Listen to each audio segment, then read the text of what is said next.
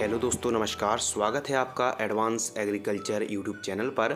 Friends, आज की इस वीडियो पर हम बात करने वाले हैं धान की उन्नत सफल वैज्ञानिक खेती की A to Z संपूर्ण जानकारी। भारत में गेहूं से भी ज़्यादा उत्पादित की जाने वाली यह क्रॉप है, जो कि भारत में राइस का उत्पादन 104.32 मिलियन टन के आसपास उपज प्राप्त होती है। भारत में जितना अच्छा उत्पादन देखने के लिए मिलता है, लेकिन जो न्यू किसान हैं, धान की खेती करते समय कई प्रकार की समस्याएं आती हैं, रोग आते हैं, डिजीज़ आते हैं और साथ ही बीमारियां आती हैं।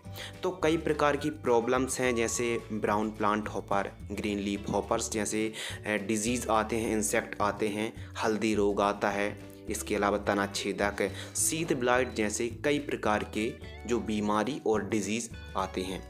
तो सभी रोग और बीमारियों का 100% आपको नियंत्रण इस वीडियो पर मिलने वाला है और अधिक उत्पादन प्राप्त करने के लिए जैसे खाद, दवाइयों की जानकारी, रोपाई आपको किस प्रकार करना है, प्लांटेशन आपको किस प्रकार करना है, साथ ही पौध आपको जो पौधशाला पर किस प्रकार हरी भरी नर्सरी तैयार कर सकते हैं, कौन सी सावधानी रखनी चाहिए। साथ ही राइस की उन्नतशील किस्मों के बारे में बात करेंगे। अनुकूल समय के साथ साथ हम बात करेंगे कि कब अपनी धान की फसल पर कौन सा छिड़काव करना चाहिए। तो कुल मिला के धान की इस वीडियो पर आपको A to Z संपूर्ण जानकारी डिटेल से विस्तार से आप तक हम शेयर करने वाले हैं। तो मैं हूं आपका होस्ट एंड दोस्त शिव कुमार। चलिए भाई शुरू करते हैं। कुल मिला के इस वीडियो पर आपको रोपाई से लेकर कटाई तक यानी प्लांटेशन से लेकर हार्वेस्टिंग तक की संपूर्ण जानकारी मिलने वाली है। तो अधिक मात्रा पर कमेंट्स होने के कारण सभी किसान भाइयों के कमेंट्स का रिप्लाई कर पाना मुश्किल है। तो हमने टेलीग्राम ग्रुप को बनाया है, आप ज्वाइन भी कर सकते हैं। आपको लिंक डिस्क्रिप्शन में मिल जाएगी, तुरंत आप टेलीग्राम ग्रुप को ज्वाइन कर लीजिए। आपके जो भी सवाल हैं, क्वेश्चन हैं, आप टेलीग्राम ग्रुप पर पूछ सकते हैं। एवं अन्य फसलों की A to Z जानकारी देखने के लिए जैसे मूंग, टमाटर, मिर्च या फिर अन्य फसलों की जानकारी डिटेल से देखने के लिए आपको लिंक डिस्क्रिप्शन में मिल जाएगी। तो आज का जो हमारा टॉपिक है, धान की उन्नत सफल वैज्ञानिक खेती की A to Z संपूर्ण जानकारी शेयर करने वाले हैं। तो चलिए शुरू करते हैं और सबसे पहले बात करते हैं अनुकूल समय। नर्सरी तैयार करने का जो अनुकूल और उन्नत समय है, जून महीने पर आप नर्सरी तैयार कर सकते हैं। और वहीं पौध रोपाई की बात करें तो जून के अंतिम सप्ताह एवं जुलाई के मध्य तक आप रोपाई कर सकते हैं, ट्रांसप्लांट कर सकते हैं। इसके अलावा बात करते हैं खेत की तैयारी। तो सबसे महत्वपूर्ण कार्य है खेत की तैयारी करना। धान की फसल पर खेत की तैयारी आपको सरल सुगम मेथड कौन सी है, तो चलिए बात करते हैं। मीडियम गहराई में चलने वाले कल्टीवेटर अथवा डग फीट से आप सबसे पहले खेत की पहली जुताई कराएं, कुछ इस प्रकार। अब यदि खेत की मिट्टी भुरभुरी ना हो तो आप रोटोवेटर से 3 से 4 ट्राली पूरे खेत में गोबर की खाद को बिखेर कर रोटोवेटर से खेत को समतल करा दीजिए। खेत को छोटे छोटे पार्ट्स में आप डिवाइड कर दीजिए। खेत की तैयारी हो जाने के बाद कुछ इस प्रकार आप प्लाऊ की मदद से बेड़ों को बनवा लीजिए। प्लाऊ से दोनों तरफ से मिट्टी को ऊंचा करवा दीजिए, यानी एक प्रकार से बेड़ बनवा दीजिए और 1 एकड़ में खेत समतल के आधार पर 5 से 6 बेड़ें बनवाइए। खेत को पानी से भर दीजिए कुछ इस प्रकार। और हमको बारिश का वेट नहीं करना है, समय से ही हमको ट्रांसप्लांट कर देनी है खेत को तैयार करके। आइए बात करते हैं सबसे महत्वपूर्ण टॉपिक के बारे में, बेसल डोज। तो जब हम धान की रोपाई करने से पहले जब हम खेत की मचाई करते हैं, खेत की तैयारी करते हैं, तो उस समय हमको क्या DAP खाद देना चाहिए, SSP खाद देना चाहिए या फिर NPK 12-32-16 देना चाहिए। यह काफ़ी एक कन्फ्यूजन रहती है किसान भाइयों में। तो सबसे बेस्ट जो ऑप्शन है, जो हमारी धान की फसल पर न्यूट्रिएंट है और मेन पोषक तत्वों की आप पूर्ति जितनी जल्दी कर देते हैं, उतने ही बेहतरीन रिजल्ट मिलने वाले हैं। तो बेसल डोज यानी जब खेत की आप मचाई करा रहे हैं, खेत की तैयारी कर रहे हैं, तो उसी समय हमारे हिसाब से जो बेस्ट है, सिंगल सुपर फास्फेट 2 बैग यानी 100 किलोग्राम, SSP लगभग 600 रुपये के आसपास की आएगी। और आपको 1 बैग यानी 50 kilogram 1846 di ammonium phosphate, DAP 50 kilogram और SSP 2 बैग पूरे खेत में बिखेर कर रोटोवेटर से ठीक तरीके से खेत की मचाई करा दीजिए। और आप SSP है जो सिंगल सुपर फास्फेट, इसमें फास्फोरस 16% हमको मिल जाती है, सल्फर 12% मिल जाती है, कैल्शियम भी मिल जाती है और जिंक बोरॉन भी मिल जाती है। और वहीं DAP की बात करें तो डाई अमोनियम फास्फेट में 18% नाइट्रोजन और 46% हमको फास्फोरस की मात्रा मिल जाती है। तो इन पोषक तत्वों को हम खेत की तैयारी करते समय देते हैं तो जो हमारी धान की फसल है वेजिटेटिव बढ़वार है बहुत ही जल्दी से चालू हो जाएगी और जो जड़ें हैं वह भी रूट ठीक तरीके से मिट्टी को पकड़ लेंगी। खेत को पानी से भरकर कुछ इस प्रकार आप रोटोवेटर से खेत की मचाई करा सकते हैं। तो मचाई कराने से क्या फ़ायदे होंगे, तो उपजाऊपन बढ़ता है, पौध रोपाई में आसानी होती है और सबसे अहम बात की खरपतवार नहीं उगते हैं, उत्पादन भी बढ़ता है और जड़ों का विकास भी काफ़ी तीव्र गति से होता है और खेत में नमी ज़्यादा दिन तक रहती है। खेत की मचाई करने के बाद ही आपको ट्रांसप्लांट पौध रोपाई करनी चाहिए। अब हमारी फील्ड पूरी तरह ट्रांसप्लांट के लिए तैयार है। अब बात करते हैं उन्नत किस्मों के बारे में। तो हाइब्रिड वैरायटी के बारे में बात करते हैं तो हाइब्रिड वैरायटी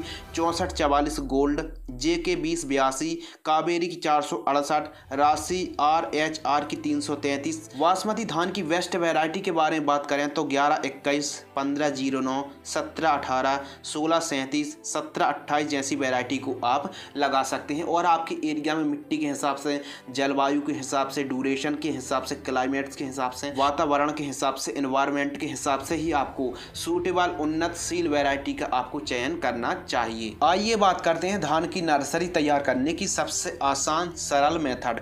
जो हमारे किसान भाइयों के द्वारा अक्सर सवाल और सुझाव और कमेंट्स आते रहते हैं कि हमारी धान की नर्सरी ठीक तरीके से तैयार नहीं हो पा रही है, पीलापन है, बढ़वार रुकी हुई है, झुलसापन नज़र आ रहा है। और जो धान की नर्सरी पर पीलापन के साथ साथ हमारा जो प्लांट्स है नर्सरी का वो ठीक तरीके से अपनी बढ़वार और ग्रोथ नहीं ले पा रहा है। तो आज की इस वीडियो पर इस नर्सरी तैयार करने की इस मेथड पर हम आपको एक ऐसी विधि के बारे में बताने वाले हैं जो आप अपनी धान की नर्सरी पर सबसे आसान तरीके से हरी भरी और स्वस्थ नर्सरी तैयार कर सकते हैं। आने वाली समस्याओं के बारे में भी हम बात करने वाले हैं और साथ ही आप स्वस्थ जल्द से जल्द किस प्रकार नर्सरी तैयार कर सकते हैं। तो इस वीडियो पर बने रहिए। ऐसी जगह पर धान की नर्सरी की बुआई करें जहां पानी खेत में भरने के बाद भी नर्सरी पानी पर ना डूबे, यानी थोड़ा सा ऊंची स्थानों पर आप धान की नर्सरी तैयार करें। क्योंकि यदि आपने जब बुआई की है जर्मिनेशन के टाइम ही पानी भर चुका है और खाली करना मुश्किल है तो जो आपकी नर्सरी है वह एकदम गलन की समस्या आ जाएगी। तो थोड़ा सा ऊंची बेड बनाकर कुछ इस प्रकार क्यारियों पर आपको बेड बनाकर ही आपको नर्सरी तैयार करना चाहिए। अब मान लीजिए आपको नर्सरी तैयार किस प्रकार करनी है। 15 बाई 30 पर 4 किलोग्राम यानी 450 स्क्वायर फीट में आपको 4 किलोग्राम बीजों की बुआई करनी है। अब बीजों को उपचार आपको जरूर करना है और बीजों को उपचार कार्बेंडाजिम प्लस मैंकोजेब जो फफूंदनाशक आती है जैसे UPL कंपनी की साफ या फिर किसी भी कंपनी की कार्बेंडाजिम प्लस मैंकोजेब युक्त फफूंदनाशक को आपको 1 किलोग्राम बीजों को 5 ग्राम फफूंदनाशक से बीज उपचार जरूर कर लीजिए, जिससे बीज हैं स्वस्थ जर्मिनेशन और काफ़ी अच्छी बढ़वार देखने के लिए मिलेगी। 450 स्क्वायर फीट में जो आप नर्सरी तैयार कर रहे हैं तो आपको 15 kilogram single super phosphate powder form वाली, 5 किलोग्राम आपको DAP और 4 क्विंटल गोबर की खाद को ठीक तरीके से बेड के ऊपर मिला दीजिए और बुआई कर दीजिए। अब जो बीजों की गहराई है आपको नर्सरी पर 2 सेंटीमीटर गहराई पर आपको बुआई करनी है। और सिंचाई की बात करें धान की नर्सरी पर तो आवश्यकता अनुसार सुबह शाम आप सिंचाई करते रहें। कीटों का प्रकोप हो रहा है तो आप इमिडाक्लोप्रिड जो 70% WG कीटनाशक आती है 15 लीटर पानी में 4 ग्राम की दर से स्प्रे कर सकते हैं, या फिर थार्मोथोक्सोन 25% WG इंसेक्टिसाइड 15 लीटर पानी में 5 ग्राम की दर से स्प्रे कर सकते हैं। ये तो हो गई कीटों की रोकथाम। यदि धान की नर्सरी पर फंगस की समस्या आ रही है या फिर हमारी धान की फसल झुलस रही है तो उसके लिए आप रेडोमिल गोल्ड फंगिसाइड जिसमें मैंकोजेब प्लस मेटालेक्सिल का कॉम्बिनेशन है आपको 15 लीटर पानी में 7 से 8 ग्राम स्प्रे कर सकते हैं फफूंदनाशक को, जिससे धान की फसल ना झुलसेगी, पीलापन भी नहीं रहेगा, एवं जो लगने वाले फंगस हैं और सूखने की समस्या जो आ रही थी वह भी समस्या नहीं आएगी। और धान की फसल पर कुछ ज़्यादा ही पीलापन है और बढ़वार एकदम रुकी हुई है, तो आप एक काम कर सकते हैं कि NPK घुलनशील खाद 19-19-19 15 लीटर पानी में 40 ग्राम की दर से स्प्रे करके तुरंत आप सिंचाई कर दीजिए। बहुत ही जल्दी हमारी धान की नर्सरी हरी भरी हो जाएगी। प्रति एकड़ नर्सरी के लिए बीज की आवश्यकता, मान लीजिए आप 1 एकड़ के लिए नर्सरी तैयार कर रहे हैं तो 1 एकड़ में हमको 5 से 6 किलोग्राम प्रति एकड़ की दर से सीड्स की आवश्यकता पड़ने वाली है। नर्सरी जब 18 से 20 दिन की हो जाए तब आपको पौध रोपाई करनी चाहिए। जिस फील्ड पर आप पौध रोपाई कर रहे हैं कम से कम 3 इंची पानी भरा हो, ठीक तरीके से मचाई कराएं और आप प्लांटेशन करा सकते हैं। अब प्लांटेशन करते समय जो सबसे बड़ा सवाल है कि पौधे से पौधे की दूरी हमको कितनी रखनी चाहिए और कितने कितने पौधों की हमको पौध रोपाई करनी चाहिए।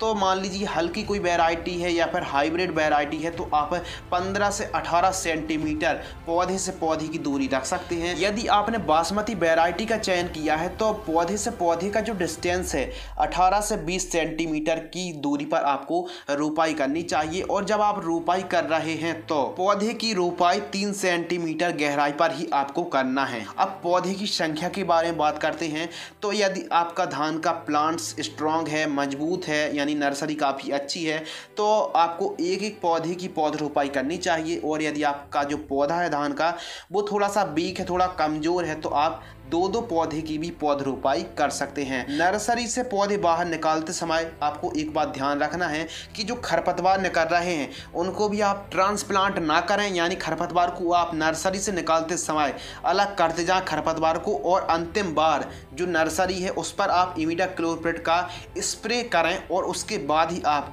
खेत से नर्सरी निकाल कर सीधा प्लांटेशन कर सकते हैं। अब अंतिम बार स्प्रे करने से क्या होगा कि हम जो स्प्रे करेंगे काफ़ी दिनों बाद करेंगे, जिससे क्या होगा कि कीटों का प्रकोप देखने के लिए नहीं मिलेगा जैसे ही हमने फील्ड पर ट्रांसप्लांट की है। तो इमिडाक्लोप्रिड जैसे कॉन्फिडोर आता है उसका स्प्रे करके हमको पौधशाला से पौधे बाहर निकालकर पौध रोपाई करनी चाहिए।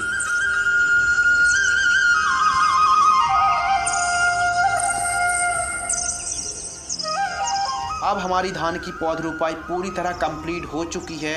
पौध रोपाई से 6 से 8वें दिन हमको खेत खाली करना है थोड़ी समय के लिए, यानी 1-2 दिन के लिए हमको खेत से पानी को बाहर निकालना है। इससे क्या होगा कि जो जड़ें हैं मिट्टी को ठीक तरीके से पकड़ लेंगी, लेकिन 1 से 2 दिन बाद ही आपको वापस से फिर पानी भर देना है। ऐसा नहीं है कि आपने खेत खाली कर दिया फिर बाद में पानी नहीं भरना है। आपको 1 से 2 दिन के लिए आपको खेत खाली करना है, उसके जस्ट बाद ही आपको पानी भर देना है।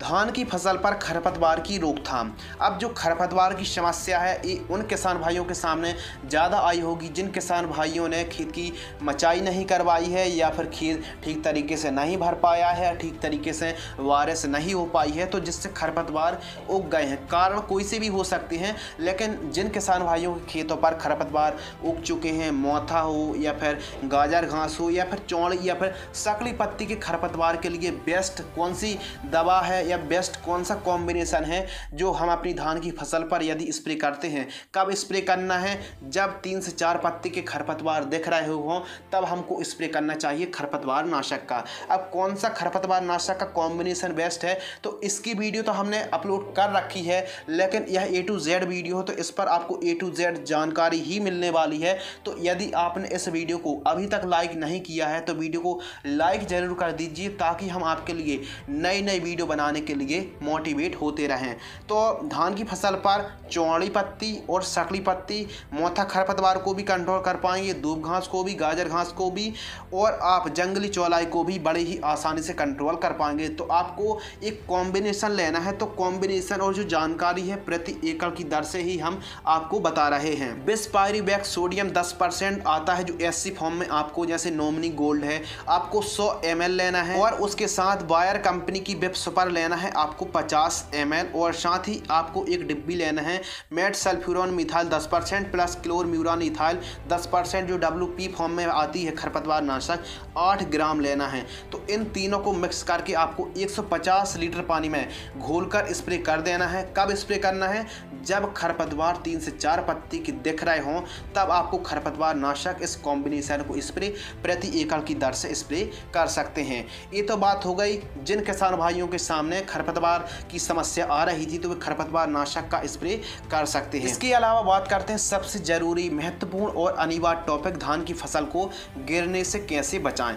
तो कुछ ऐसी वैरायटी ही हैं जिनकी हाइट काफ़ी ज़्यादा होती है या फिर किसानों की गलती के कारण भी धान की हाइट अधिक हो जाती है। तो वे कौन सी गलती है जो आपको दोहराना नहीं है? पहली बात तो ये है कि 50 दिनों बाद आपको नाइट्रोजन का प्रयोग बिल्कुल भी नहीं करना चाहिए। यदि 50-55 दिनों के बाद आप किसी भी खादों को या फिर स्पेशल कैल्शियम नाइट्रेट हो या फिर यूरिया खाद हो या फिर नाइट्रोजन हो या फिर अमोनियम नाइट्रेट हो, कोई भी खादों को आप 55 दिनों के बाद इस्तेमाल करते हैं तो यकीन मानिए धान की फसल ज़रूर गिरेगी क्योंकि ज़रूरत से ज़्यादा हाइट हो जाएगी। तो आपको क्या करना है, अभी जो टाइमिंग चल रहा है धान की फसल लगभग 40 से 45 दिन की हो, धान की फसल लगभग 40 से 45 दिन की हो, तब आप पेक्लोबुटराजोल जो 23% SC प्लांट ग्रोथ रेगुलेटर आती है आपको रेत में मिलाकर 70 ml प्रति एकड़ की दर से रेत में मिलाकर जड़ों के पास आपको दे देना है प्रति एकड़ की दर से। गाभोट की अवस्था में भी आप प्रयोग कर सकते हैं। इससे क्या होगा कि जो हाइट है वह रेगुलेट हो जाएगी और उत्पादन बढ़ जाएगा, दानों की संख्या बढ़ेगी और जो बालियां हैं उनकी भी वजनदार होंगी। तो आपको पेक्लोबुटराजोल 23% SC जो सिजेंटा कंपनी की कल्टर आती है रेत में मिलाकर आपको 70 ml प्रति एकड़ की दर से जड़ों के पास दे देना है। काफ़ी बेहतरीन रिजल्ट प्राप्त होंगे। यदि आप स्प्रे करना चाहते हैं तो जो लिहोशन आती है BASF कंपनी की लिहोशन आती है 200 से 250 ml प्रति एकड़ की दर से 40 से 45 दिन की फसल पर स्प्रे कर सकते हैं। अब आपको स्प्रे पर आसानी हो तो भी आप स्प्रे कर सकते हैं या फिर पेक्लोबुटराजोल को यदि आप रेत में मिलाकर जड़ों के पास देते हैं तो अभी जो हाइट है वो काफ़ी ज़्यादा हाइट नहीं होगी। तो क्या होगा, अगर हाइट ज़्यादा हो जाती है तो हमारी फसल गिर जाती है। गिरने से जो दाने की चमक है, क्वालिटी है, वह एकदम कमजोर पड़ जाती है, उत्पादन प्रत्यक्ष रूप से कम हो जाता है। तो आपको धान की फसल गिरे ना तो 40-45 दिन की फसल होने पर आप PGR का इस्तेमाल जरूर कर सकते हैं। किसान भाइयों, बात करते हैं धान की फसल पर खाद का A to Z शेड्यूल, कितनी मात्रा पर कौन से न्यूट्रिएंट की जरूरत पड़ती है, उसके हिसाब से ही हम आपको खाद का A to Z शेड्यूल बताने वाले हैं। तो धान की फसल पर di ammonium phosphate, urea, potash, SSP, zinc sulphate, जाइम, माइक्रोन्यूट्रिएंट जैसे तत्वों की जैसी खादों की जरूरत पड़ती है। धान की फसल पर पहली खाद यूरिया 35 से 45 किलोग्राम और साथ ही MOP muriate of potash 25 kilogram, zinc sulphate 5 kilogram और चाहें तो आप जैसे दानेदार कीटनाशक वर्टागो को भी आप 2 किलोग्राम इन 3-4 को मिक्स करके प्रति एकड़ की दर से जड़ों के पास आप दे सकते हैं।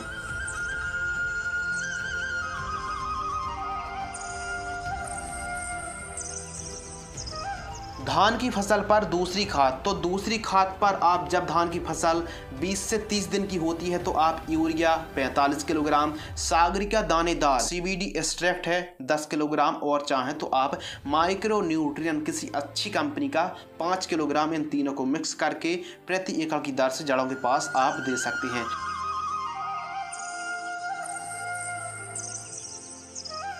अब तीसरी खाद के बारे में बात करें तो आपको पौध रोपाई से जब आपकी धान की फसल 35 से 45 दिन की होती है तो आपको 45 किलोग्राम यूरिया और वेंटोनाइट सल्फर 4 किलोग्राम प्रति एकड़ की दर से आप जड़ों के पास दे सकते हैं। तो हम अपनी धान की फसल पर इन 3 खादों का प्रयोग करते हैं, 3 खादों के डोज कॉम्बिनेशन को देते हैं, इनसे काफ़ी अच्छा उपज और उत्पादन मिलता है। अब थोड़ा सा हम आपको जानकारी बताना चाहते हैं कि कुछ ऐसी वैरायटी होती हैं 95 दिनों वाली, कुछ 115 से 120 दिन, कुछ 125 से 135 दिन और कुछ 140 से 160 दिन वाली वैरायटी होती हैं। तो थोड़ा सा समय को ध्यान में रखते हुए हमको धान की फसल पर कम दिनों वाली वैरायटी पर जो हमको खाद का शेड्यूल है थोड़ा जल्दी देना पड़ता है, और जो 140 से 160 दिन वाली वैरायटी होती हैं उनमें खाद का शेड्यूल हम थोड़ा सा अंतराल गैप और भी कर सकते हैं। बाकी कोई फ़र्क नहीं है, इन्हीं खाद का आप प्रयोग कर सकते हैं। अब बात करते हैं स्प्रे शेड्यूल के बारे में जो काफ़ी ज़रूरी है। कीटों की बात करें तो धान की फसल पर सबसे बड़ी समस्या पत्ता लपेट, तना छेदक, BPH, brown plant hopper, green leaf hopper, भूरा पौध का फुदका, मकड़ी, गंधीबग और कैटरपिलर और कई प्रकार की ऐसी इल्लियों को, पत्तों खाने वाली इल्लियों का प्रकोप देखने के लिए मिलता है। और फंगस की बात करें तो seed blight, leaf spot blast, neck blast, rust और बैक्टीरियल लीफ ब्लाइट की भी समस्या आती है। तो हमको धान की फसल पर कौन सी कीटनाशक, कौन सी फफूंदनाशक को मिक्स करके स्प्रे करना है जिससे कीट भी ना लगें, फंगस भी ना लगें, उपज भी बढ़े, पैदावार भी बढ़े और हमारी धान की फसल भी एकदम स्वस्थ रहे। तो आपको धान की फसल फर्स्ट स्प्रे करना है। कब करना है?